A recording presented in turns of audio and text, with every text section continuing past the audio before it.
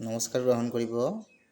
আজি আমি এই ভিডিঅ'টোৰ জৰিয়তে 552টা লেণ্ড ৰেকৰ্ড এছিষ্টেণ্টৰ পিছত লাটমণ্ডলৰ ৰিক্ৰুইটমেণ্টৰ বিষয়ে আলোচনা কৰিম আৰু এই লাটমণ্ডলৰ ৰিক্ৰুইটমেণ্টত কি কি ডকুমেণ্টছ লাগিব, কোনে কোনে এই পৰীক্ষাটো দিব পাৰিব, সবিশেষ, গ্ৰেড পে কি অৰ্থাৎ দৰমহা কিমান, গোটেইবিলাক কথা এই ভিডিঅ'টোত আমি আলোচনা কৰিম। Land record assistant LDR recruitment 552টা পোষ্টৰ বৰ্তমান অনলাইন এপ্লাই চলি আছে আৰু ইয়াৰ লাষ্ট ডেট হৈছে 30 এপ্ৰিল।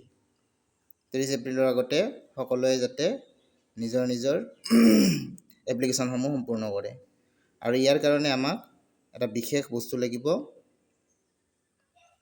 6 মান্থৰ এটা ডিপ্ল'মা লাগিব, যিটো আছাম ছাৰ্ভে ছেটেলমেণ্ট ট্ৰেইনিং চেণ্টাৰত কৰা হৈছিল। 30 April last date. LRA post, grade pay হৈছে আপোনাৰ 6,200 টকা আৰু স্কেলটো হৈছে 14,000 পৰা 70,000, 6,200 উইথ আদাৰ এলাউঞ্চেছ। এজ লিমিটটো দিছে 21 পৰা 40, 1/1/2025। Education qualification, candidate must have pass HSLC or equivalent. Matric বা মেট্ৰিকৰ ওপৰৰ হ'লেও হ'ব, কিন্তু মেইন লাগিব land record class course training 6 মাহৰ এই চাৰ্টিফিকেটটো ইয়াত অত্যন্ত জৰুৰী আৰু এপ্লিকেশ্যনৰ শেষত এইটো আমি আপলোড দিব লাগিব। আৰু ইয়াতে এটা কৈছে কি কম্পিউটাৰ জনা হ'ব লাগিব। কম্পিউটাৰ পাৰ মিনিটত 30টা শব্দ টাইপ কৰিব পাৰিব লাগিব, অসমীয়া হওক বেংগলী হওক, পাৰ মিনিটৰ ভিতৰত 30টা শব্দ টাইপ কৰিব পাৰিব লাগিব। আপোনালোকে সেৱাৰ অনলাইন ৱেবছাইটত গৈ পেলাই নিজৰ অনলাইন এপ্লাইবিলাক সম্পূৰ্ণ কৰিব পাৰে। ইয়াতে প্ৰথমে দিছে অনলাইন এপ্লিকেশ্যনৰ লিংকটো, সেৱা অনলাইন বুলি মাৰিলে পাই যাব। আৰু আপোনালোকে ভেৰিফিকেশ্যনত এইখিনি ডকুমেণ্ট দিব লাগিব, hard copy of online application form class 10 বা 12ৰ admit card, pass certificate, marksheet গোটেইবিলাক নিব লাগিব। চাৰ্টিফিকেট মাৰ্কশ্বিট গোটেইখিনি নিব লাগিব আৰু RCCC পাছ চাৰ্টিফিকেট অৰ্থাৎ 6 মান্থৰ যিটো কোৰ্চৰ কথা ক'লোঁ সেইটো নিব লাগিব। কাষ্ট চাৰ্টিফিকেট থাকিলে নিব লাগিব, ফিজিকেল হেণ্ডিকেপ থাকিলে চাৰ্টিফিকেট থাকিলে নিব লাগিব। এনি এড্ৰেছখিনি লাগিব, এই গোটেইবিলাক লাগিব। NOC লাগিব, যদি আপোনালোকে ক'ৰবাত চাকৰি কৰি আছে বা তেনেকুৱা NOC লাগিব। ষ্টাৰ্টিং 15 মাৰ্চৰ পৰা হৈছে আৰু 30 এপ্ৰিললৈকে লাষ্ট ডেট আছে।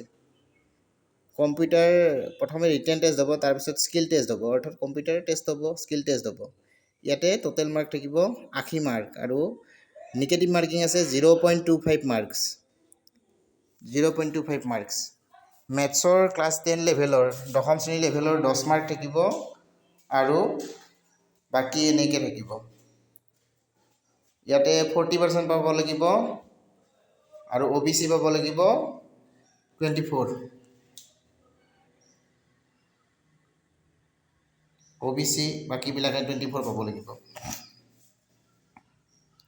ইয়াতে আপোনালোকে ৰেজিষ্ট্ৰেশ্যন লিংকটো এপ্লাই কৰিলে দেখা পাব। ৰেজিষ্ট্ৰেশ্যন বা এপ্লাই হিয়াৰত যাব লাগিব। এপ্লাই হিয়াৰত যোৱাৰ পিছত আমি ইয়াত গোটেই কি ডকুমেণ্টছ লাগিব এইটো দেখা পাম। ইয়াতে ফটো, ছিগনেচাৰ কিমান MB হ'ব লাগিব। প্ৰথমে দিছে log in registration candidate application report আহিব।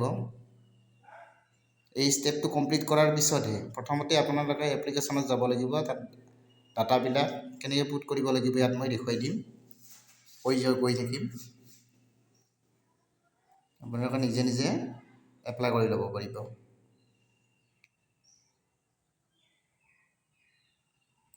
ইয়াতে মেইন কথাটো হৈছে যিসকলৰ যিটো কোৰ্চ কৰিছে সেইসকলে ইয়াতে এপ্লাই কৰিব পাৰিব। এপ্লাই ফৰ্মটো ইয়াতে ওলাইছে।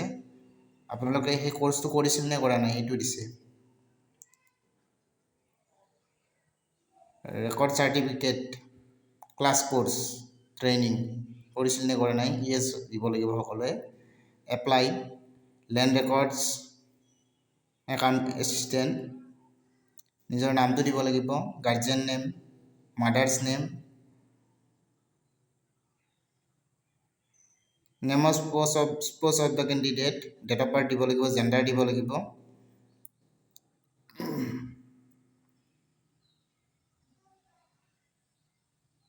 ডেট অফ বাৰ্থ ডেট দিলে এনেকৈ পাৰ্মানেণ্ট এড্ৰেছ দিব লাগিব, চিটি দিব লাগিব, ডিষ্ট্ৰিক্ট দিব লাগিব, ষ্টেট দিব লাগিব। যদি আপোনালোকৰ গোটেইখিনি এড্ৰেছটো ছেম হয়, প্ৰেজেণ্টৰ লগত পাৰ্মানেণ্ট ৰেচিডেঞ্চটো যদি ছেম হয়, ছেম দিব লাগিব পাৰ্মানেণ্টৰ। এই টিক কৰি দিলে ওপৰত same as permanent address. Nationality ইয়াৰ পিছত মোবাইল নম্বৰটো মাৰাৰ পিছত ভেৰিফাই কৰিব লাগিব।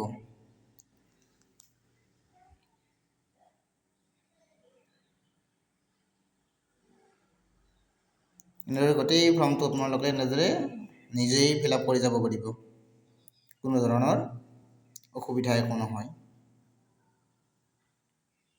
HSLCৰ মাৰ্ক দিব লাগিব, মাৰ্ক অবটেইন কিমান নম্বৰ পাইছে, টোটেল মাৰ্কৰ ভিতৰত কিমান পাইছে, পাৰ্চেণ্টেজ তেনেকৈ দিব লাগিব।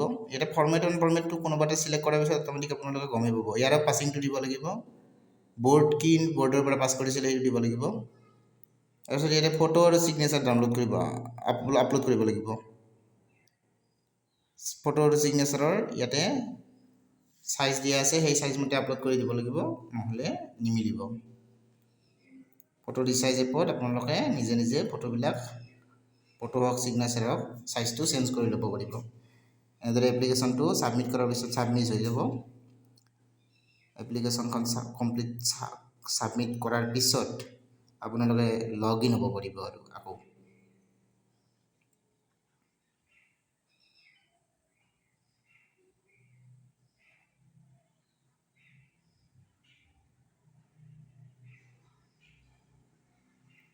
এইটো আপোনালোকে ফটোৰ চাইজটো আৰু ছিগনেচাৰটোৰ চাইজটো ইয়াতে নিশ্চয় দেখিছে। এইবাৰ লগ ইন ৰেজিষ্টাৰ্ড কেণ্ডিডেট, যিসকলে ৰেজিষ্টাৰ্ড হৈছে সিহঁতৰ এই যি পাছৱৰ্ড আৰু ইউজাৰ নেমটো মনত ৰাখিব লাগিব। ইউজাৰ নেম আৰু পাছৱৰ্ডটো মনত ৰাখি পেলাই লগ ইন কৰিব পাৰিব। আৰু বিভিন্ন আপোনালোকৰ এডমিট কাৰ্ড হওক, গোটেই ৰিজাল্ট হওক, এই ইউজাৰ নেম আৰু পাছৱৰ্ডটোৰ থ্ৰু দিয়ে আপোনালোকে পাব পাৰিব। ধন্যবাদ।